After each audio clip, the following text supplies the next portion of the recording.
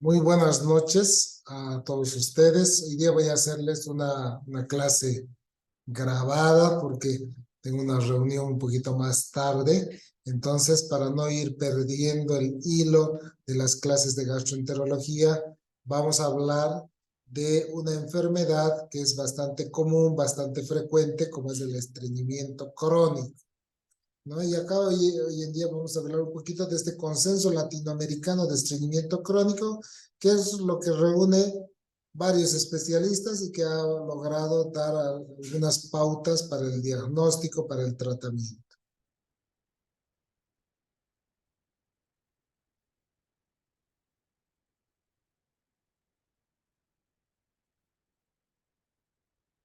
Bien, vamos a empezar haciendo la definición de lo que es el estreñimiento crónico o llamado también estreñimiento funcional.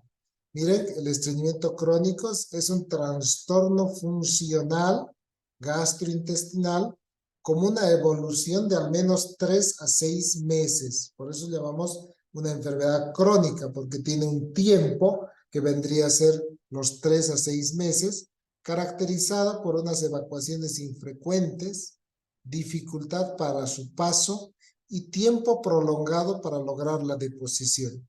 Se deben diferenciar siempre del síndrome de intestino irritable con estreñimiento que ayer vimos, ¿se acuerdan? Para darles un recuerdo nada más, síndrome de intestino irritable con estreñimiento, síndrome de intestino irritable diarrea y síndrome de intestino irritable mixto, aunque pueden estar asociados. Esto dice, ¿no? O sea, el intestino irritable puede estar asociado a el estreñimiento crónico funcional, ya que ambos son trastornos funcionales gastrointestinales. Una clasificación bastante interesante es la clasificación de Bristol, donde vamos a ver las deposiciones desde este tipo de deposiciones que son trozos duros, separados, así como nueces, ¿vean? ¿No?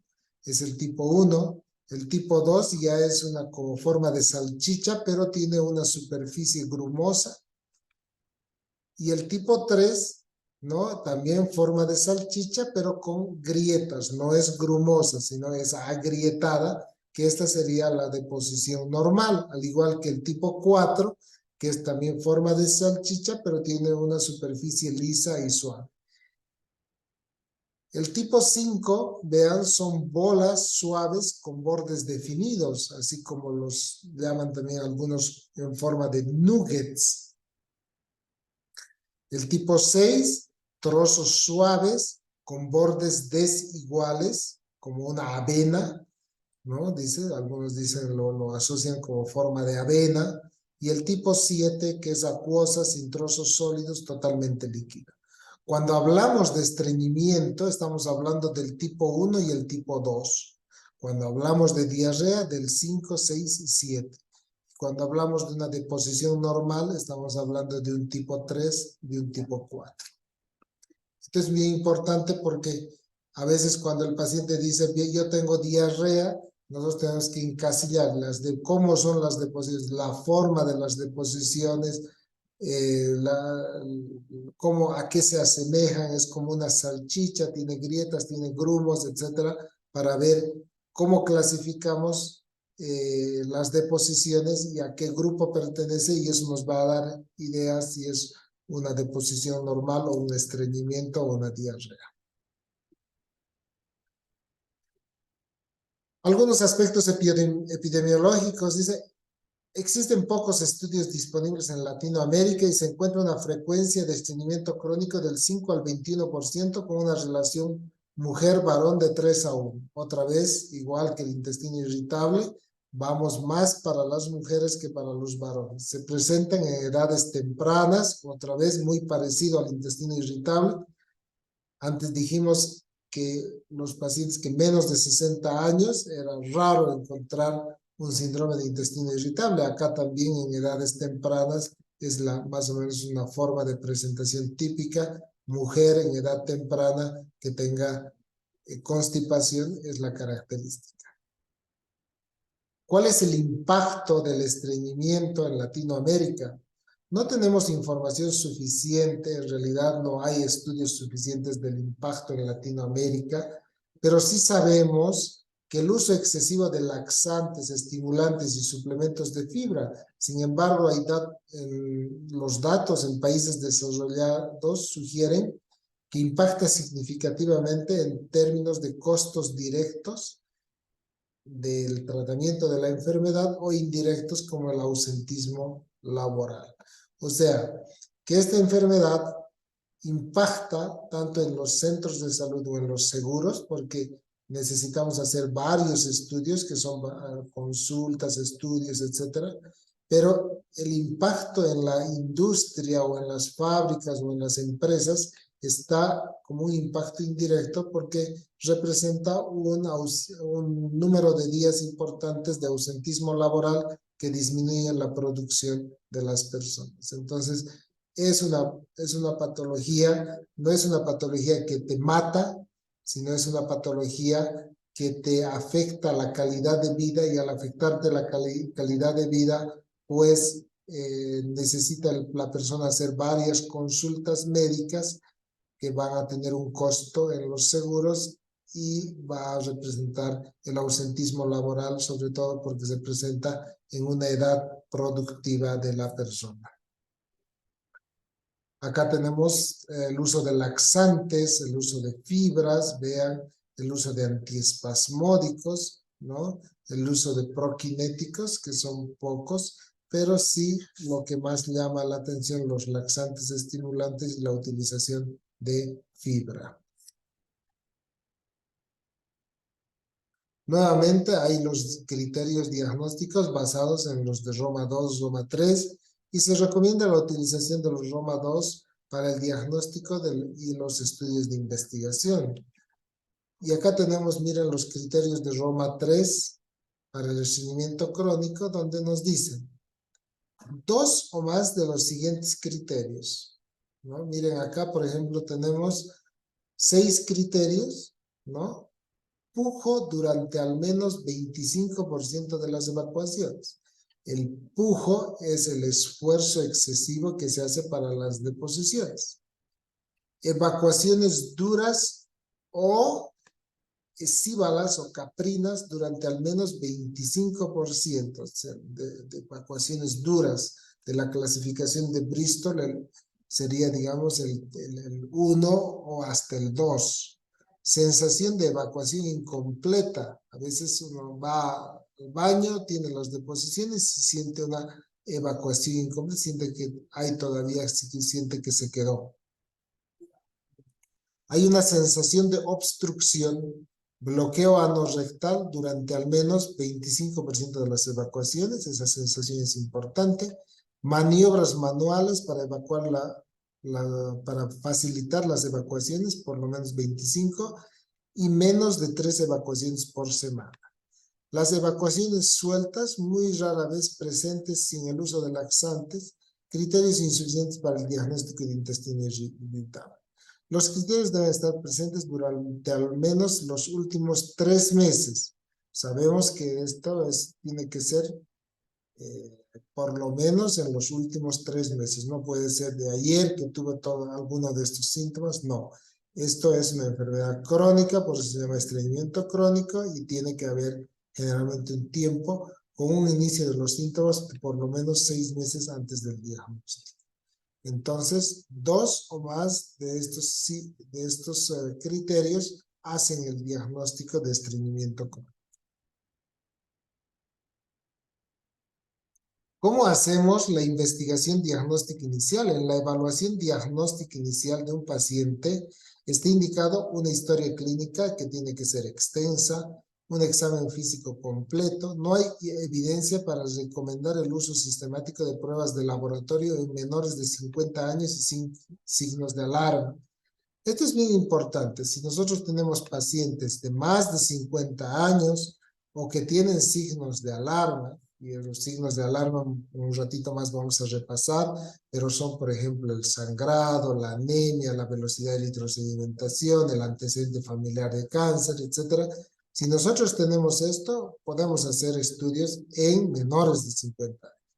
Pero si no hay estos signos de alarma, en los pacientes menores de 50 años está bueno, poco recomendado se podría decir la realización de los estudios. Los estudios se realizan en pacientes más de 50 años o con signos de alarma. Sí, la historia clínica y un examen completo es bien importante. Siempre se debe considerar las características epidemiológicas de cada población. De esto depende la indicación de un coprocultivo, un examen de parásitos, las pruebas tiroideas para descartar hipotiroidismo, una colonoscopía, un estudio radiológico de colon, más una rectosigmoidoscopía para descartar un cáncer de colon.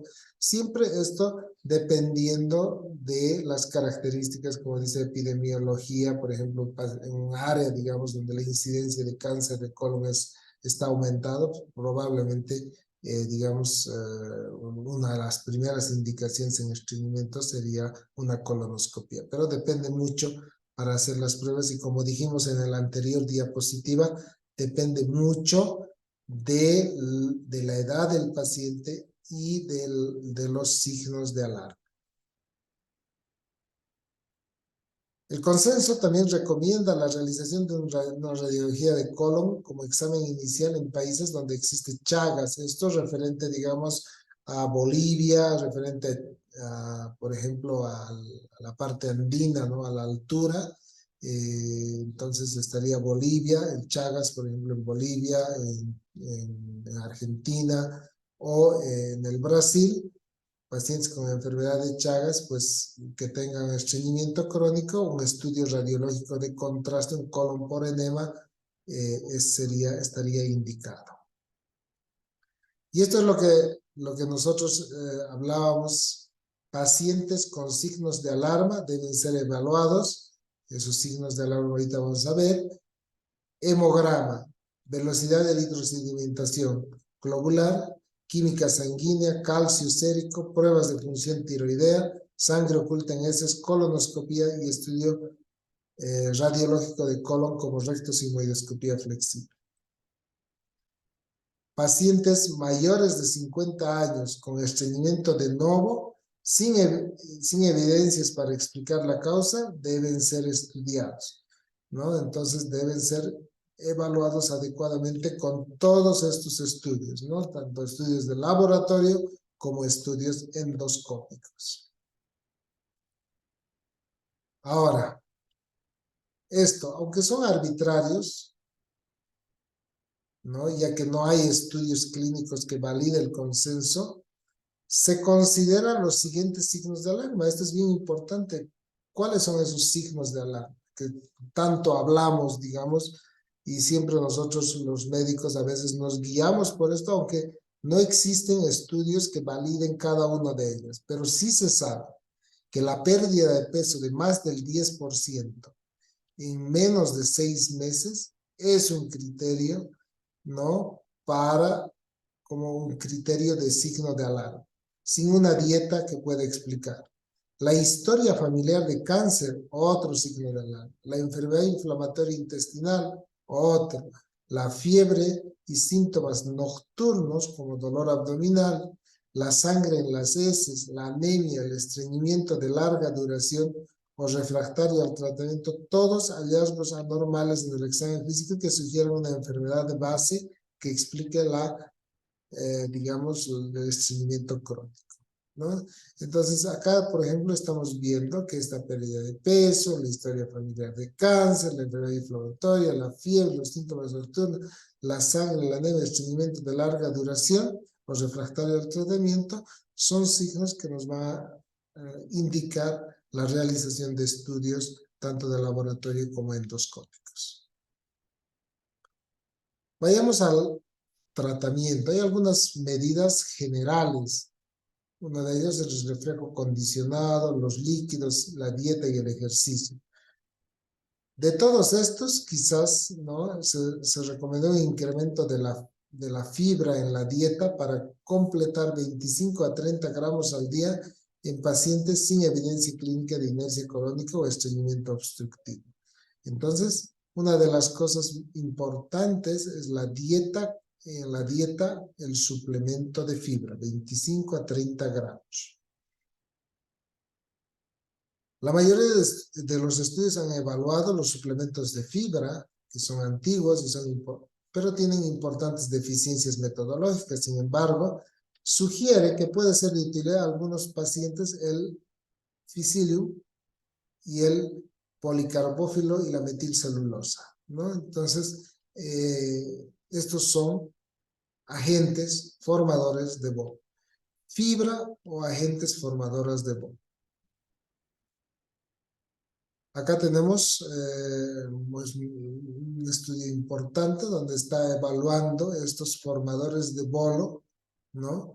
Y la fibra, ¿no? Entonces, el efecto de estos formadores de bolo en la calidad de la deposición, vean cómo mejora las deposiciones y aquí tenemos los niveles de evidencia. Entonces, estos a veces en estudios se los ha comparado con placebo, ¿no? Hay algunos laxantes, ablandadores o estimulantes o irritantes. No hay evidencia para recomendar el uso de laxantes. Los médicos en general no utilizamos laxantes, estimulantes o irritantes en el manejo del estreñimiento. Sin embargo, se sugiere que en lugares de Latinoamérica donde no hay acceso a la fibra, que debe ser muy pocos lugares, los laxantes osmóticos, los agentes serotoninérgicos, los laxantes estimulantes es considerado una alternativa a la terapéutica. Entonces, de preferencia, nosotros debemos realizar, ¿no?, un tratamiento inicial con fibra y formadores de heces. Y los laxantes es una alternativa al tratamiento. Bueno, acá tenemos algunos laxantes osmóticos. Por ejemplo, tenemos el polietilenglicol, que ha demostrado efectividad y seguridad en estudios bien diseñados en pacientes con estreñimiento crónico. Quizás uno de los laxantes o estimulantes osmóticos, digamos, más utilizado, el polietilenglicol, ¿no? Que hoy en día lo utilizamos no solamente en preparaciones de colon, sino en el tratamiento del estreñimiento crónico.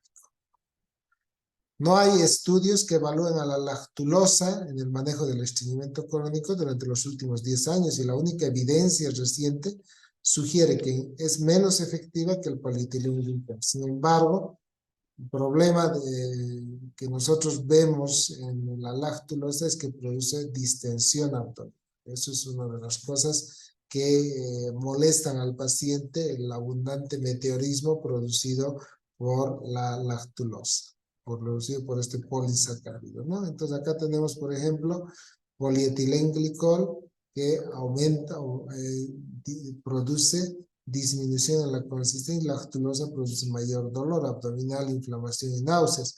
Aquí el polietilenglicol, mejoría global y frecuencia, y la lactulosa, más flatulencia, meteorismo e inflamación, ¿no? Estudios que miren acá el polietilenglicol, pareciera en todos los estudios que agarra un nivel de evidencia 1, ya que mejora, ¿no?, en forma importante en relación a la lactulosa, mejora las deposiciones. Hay algunos agentes serotoninérgicos muy importantes. El tegaserot, que ha demostrado en un estudio clínico bien diseñado, ha demostrado ser efectivo y tiene superioridad sobre el placebo para mejorar la frecuencia y la consistencia de las evacuaciones. Lamentablemente, el tegaserot en nuestro medio no existe, no tenemos, porque ha habido algunos problemas cardíacos, entonces han tenido que retirarlo, pero es un medicamento que promete mucho y se puede encontrar todavía en algunos países como Argentina, como Brasil, se puede encontrar para tratar el estreñimiento crónico, sobre todo cuando la clínica es de gravedad. Hay algunas terapias alternativas. No hay evidencia para recomendar el uso de terapias alternativas, por ejemplo, la acupuntura, las preparaciones de hierbas, los masajes abdominales, homeopatía en el manejo del estreñimiento crónico. En terapias psicológicas, solo un estudio ha evaluado la terapia cognitiva conductual frente a la educación en trastornos funcionales, pero no fue un estudio significativo para el estreñimiento crónico, por lo cual se considera que no hay una evidencia suficiente para recomendar el uso del manejo en estos trastornos. cuando a veces uno empieza a recomendar estas terapias alternativas, es cuando a veces ya se han probado bastantes terapias, a veces probamos fibra, estimulantes, etcétera, etcétera, pero que no funcionan, pues hay algunas terapias que también podrían funcionar. Muy importante hacer algunos estudios previamente, el tránsito colónico. El tiempo de tránsito colónico es la ingesta de algunos marcadores, es un estudio complementario indicado en pacientes refractarios al tratamiento. Si no responden, el paciente hay que hacer estudios. Uno de los estudios es el tiempo de tránsito colónico. En estos casos debe ser el primer estudio que debe realizar para descartar la presencia de inercia colónica. O también de estreñimiento obstructivo. Por otra parte, se indica en la evaluación de nuevos fármacos para el tratamiento del estreñimiento crónico. El protocolo de tránsito colónico debe ser estandarizado en cada situación. La manometría anorrectal es otro estudio que se recomienda en el diagnóstico complementario, principalmente para descartar la contracción paradójica del anismo, la disinergia del suelo pélvico, en el que los pacientes no responden a tratamientos médicos y presentan un retraso en el tránsito recto-sigmoidoscopía y el colon izquierdo. Es muy importante cuando estos marcadores radiopacos se van a quedar en la parte distal y la paciente no la va a poder eliminar. La defecografía es otra prueba diagnóstica complementaria, ¿no? Que también nos va a ayudar, igual que el tiempo de tránsito colónico, manometría rectal, para evaluar estos síntomas. La biorretroalimentación es como tratamiento de pacientes con contracción paradójica del suelo pélvico. El papel del tratamiento quirúrgico en el estreñimiento crónico, no, en realidad lo quirúrgico vendría a ser cuando nosotros hacemos el diagnóstico de una inercia colónica. Muchas veces todo el tubo digestivo está paralizado y entonces hay que corregir, o sea, necesitamos la corrección quirúrgica y a veces hacer incluso colectomías totales para, colectomías totales para corregir el estreñimiento. Un pequeño algoritmo para finalizar, les muestro un pequeño algoritmo que nosotros podemos utilizar en esto que habíamos dicho, hacer una historia clínica, ¿no? Para la investigación inicial, de acuerdo a las características epidemiológicas, ¿hay características epidemiológicas o no hay? Entonces, la edad, hay signos de alarma, por ejemplo acá, signos de alarma, entonces, ¿no? Hay que hacer, si hay signos de alarma, nosotros necesitamos hacer los estudios. Si los estudios son negativos, incrementar la fibra, agentes serotoninérgicos, y si no hay respuesta, más estudios para ver inercia colónica y obstrucción funcional, que de pronto podrían ir a una cirugía. Bien, este es el tema que es el día de hoy. No voy a poder estar con ustedes, pero quiero que lo vayan revisando las diapositivas y tengan una idea clara de lo que es el estreñimiento crónico de tipo funcional. Para mí hay cosas bien importantes, como ustedes están acostumbrados, las preguntas de examen. Las preguntas de examen van referidas a cuáles son, ¿no?, los signos de alarma en un paciente. Eso, por ejemplo, es muy importante que ustedes sepan cuáles son los signos de alarma. La edad, la pérdida de peso, la sangre en las heces, la anemia, el antecedente familiar de cáncer y todos los que hemos mencionado. Entonces, una edad más de 50, hoy en día dice más de 45 años, paciente con un estreñimiento de nuevo más de los 50 años debe estudiarse, ¿no? ¿Cuáles son los estudios? Laboratorios, perfil tiroideo, colonoscopía o estudios endoscópicos. Entonces, eso es bien importante, y el tratamiento fundamentalmente es el inicio de la fibra, y si no funciona con fibra, generalmente se hacen otros estudios como el tránsito colónico, la manometría, el colon por enema, que eso nos va a ayudar a ver si ese paciente, definir si ese paciente podría en algún momento ser un candidato para una cirugía o no. Que tengan una buena noche, nos vamos a ver. Hoy día es jueves, mañana nos vemos viernes y espero que tengan una buena noche.